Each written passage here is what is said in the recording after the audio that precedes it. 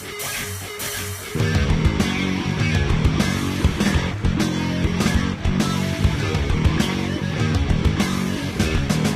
everybody, welcome to the Daily Muddy. I'm Ashley Conrad and I'm here with my friend Don O'Brien with the Better Business Bureau. Hi. Hey, how are you? Good, how are you? Good, thanks for having me back on. Yeah, I love to see you, but I hate to see you because I feel like every time I see you, we're talking about shiesty, just shiesty scammers who have nothing better to do. And That's what I today get. is probably no exception, right? We got a couple things to chat about. Yep. Overall, I think that the general idea is just to make sure everyone's aware, kind of like last time we talked about, internet scams and stuff like that. But this time it's a little harder to ignore, I think. So you have people coming door to door for various reasons. But one thing we're talking about today is cable providers, right? Yeah, well, we've had some reports in our area. Okay. Our area, I'm the Quincy BBB Regional Director.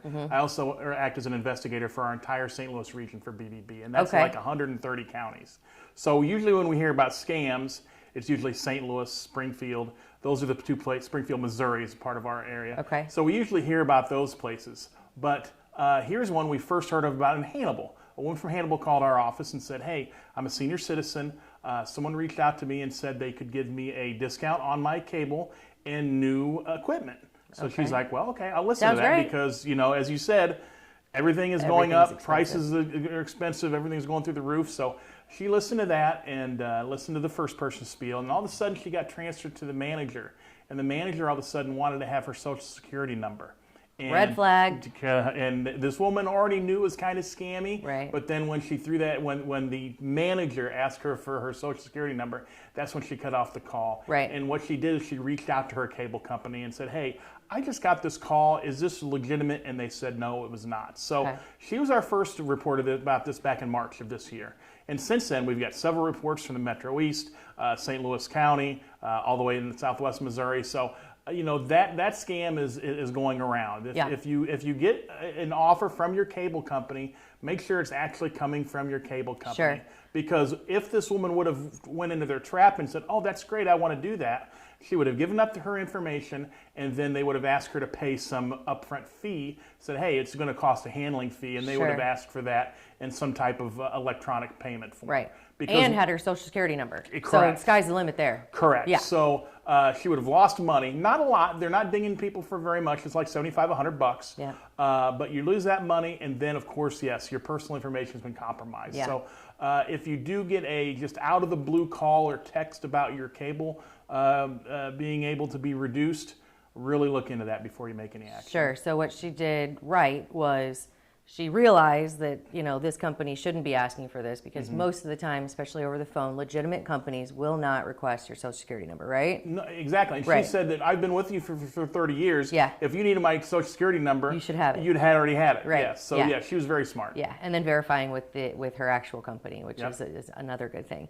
Something else we touched on, when I first came in was with rising energy costs and, Ameren, we all know that has just skyrocketed. So in the past, I know even in Quincy, I've had personally people knock on my door with specific energy companies, solar companies.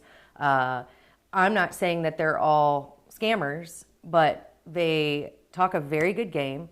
They don't necessarily look the part. They have, but they have badges that look very legit. And like I said, they really have their spiel rehearsed, and so it's hard to distinguish real from fake anymore.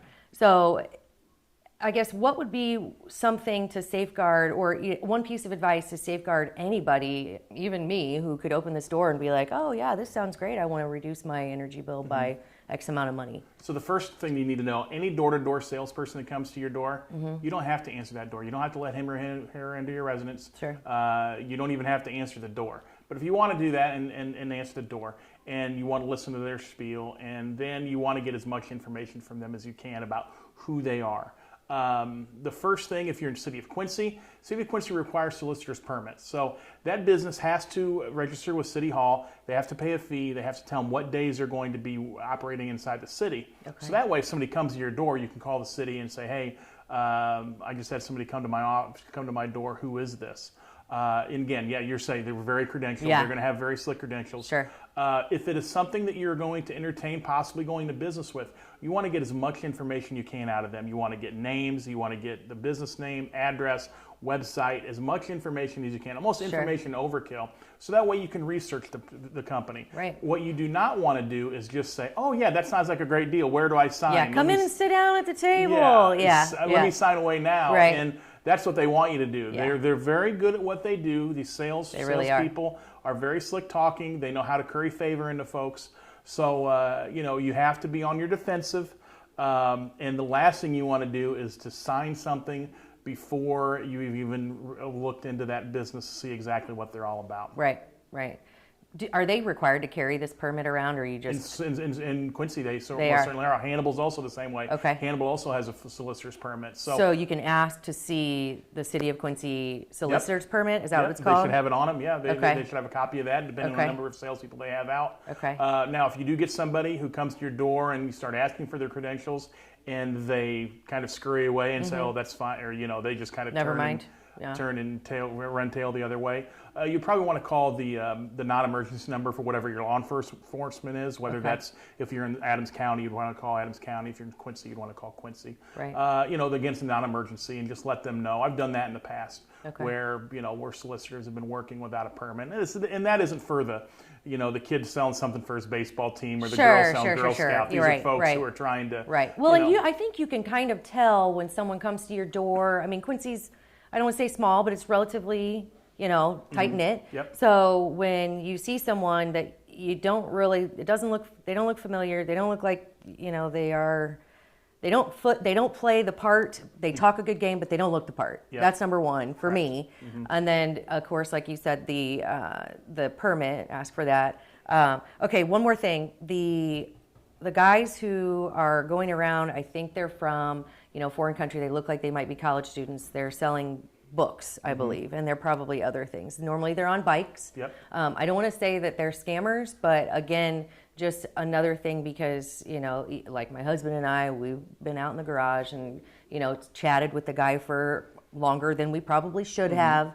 But they are very nice and they're very approachable, and they are, talking about their home, and it's interesting to listen to them, but just, again, be cautious. You got to be cautious. Yeah. Find out the information about what business they work for. Research that business. So you've got the internet right on your phone. If they tell me what business they're with, you can look up their information at bbb.org. We have a ton of information about different businesses.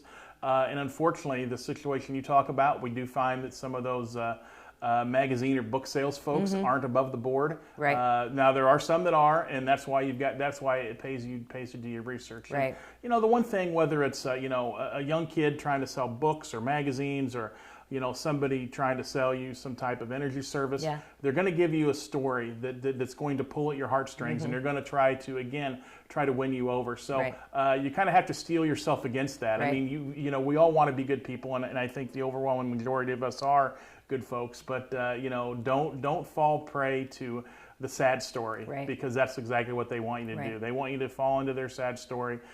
They want you to sign over whatever contract you might have right there, and give money to you. Yeah. So, or the too good to be true story. Correct. Which, even if they're, very quick thinking and, they sound very intelligent in their field, doesn't always mean that they're on the up and up, right? Yep, exactly right. Yeah. Information. Get your information. Get information, yes. And ask. I think the big key that I'm taking away is the Quincy permit. I didn't know that exists. Yep. So that's that's definitely good. Yep. But overall, use your, logic and common sense again, and logic and common sense. And one thing that I was speaking to a guy from the Social Security Administration for a study I was doing earlier this year, and he says, look, you should always have kind of a defensive mindset, and it's terrible that we have to have that. Whether it's something you get whether it's a text you get, or you have somebody come to your door, you've got to remember that person's there and they want something out of you, and that's more than likely your money or your information. Right. So you've got to kind of put up your guard. Yeah,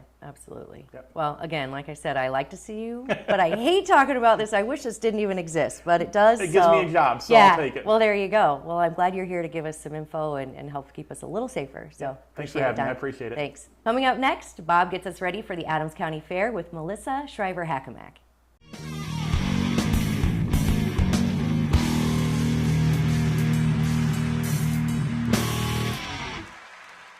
Quincy Warehouse Bargains is your Quincy home improvement store. It's the only store of its kind in the Quincy area. We offer flooring, mattresses, area rugs, dining sets, couches, appliances, and much more. And have more products to come so we can better serve the Quincy and tri-state community. Our staff is ready to help you find what you need to make your house a home. Quincy Warehouse Bargains, 4100 North 24th Street, Quincy. Are you looking for the perfect venue for your next special event? Check out Utopia Event Center. Utopia has a large banquet room and an awesome bar area, perfect for anything from birthday parties to formal corporate meetings.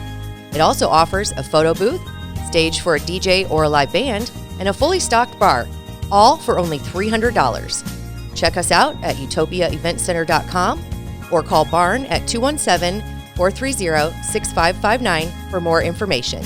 Utopia Event Center, 900 North 12th Street. There's a reason Harvey's Furniture has been around for over 75 years. Exceptional quality furniture, affordable prices, superior customer service. The only way to stay in business for over 75 years is to do things right.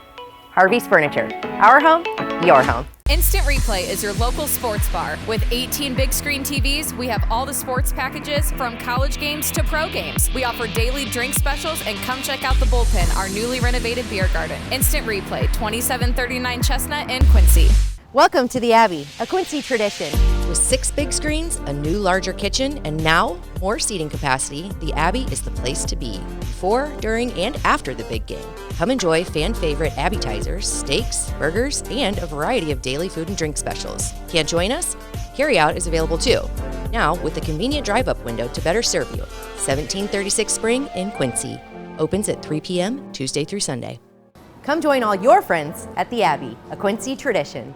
First, let's talk about new stuff. What do we have new that's at the fair this year? Well, we actually have a new rescue dog show that's coming into the Family Fun Zone this year. So that's new. It's pretty exciting. This gentleman has rescued all these dogs from local animal shelters around the country. And then he started noticing that they know how to do tricks. And so they're trick jumpers, and it's going to be fun. It's, of course, included with admission at the fairgrounds. And it's so interesting to watch these dogs perform. So if you've got little kids, or if you're an animal lover yourself and you love rescue dogs, just showing what those rescue dogs can do under loving circumstances inside of a loving home. And so we're excited about that in the Family Fun Zone. We also, of course, as always, we have our big concert night. Now this year we're bringing in Granger Smith. Of course, he's new. And the thing that's really new and different about this act this year, Granger Smith has an alter ego, Bob. His name is Earl Dibbles Jr. Okay, yeah, all right. Earl Dibbles Jr. has his own Facebook page, his own following. Granger Smith, of course, has his own following. So it's going to be an interesting show because he's bringing him along even though it's the same guy. It's an alter ego. It is. Nice. It's going to be great. We have a great opener too. Brant Carmichael's coming in, and he's an up-and-comer, so we'll be excited to see him around the fairgrounds. But in general, we're just really excited to be back at the fair, having a good time with good old-fashioned fun and things that you can expect. But we always really enjoy just seeing the whole community come out for, I call it the big Adams County family reunion. It is. It is. It's a lot of fun, and always great to get out there. And of course, you'd always like to have temperatures in the low 80s and no humidity. But you know, sometimes we get scorchers, and like you said, sometimes we get gully washers. But regardless, the fair's still a great time. It is. And we're really excited too. A lot of people, they look at the pageant night and they're like, oh, it's pageant night. But we are excited to bring back our Sweetheart of Adams County pageant. And if you haven't heard about it, it's a really exciting opportunity for folks who have mental and physical disabilities to shine on the stage for a night. And we're really excited to bring that back for the 5th year. A lot of folks around the community really like to support that as well. So if you know of someone that would like to shine as a princess or a prince on the stage, make sure you're going to our website, adamsfair.org, and we'd just love to highlight them and their achievements. That's all for today's Daily Muddy. I'm out for the rest of the week, so you're stuck with Bob. I'll see you next week.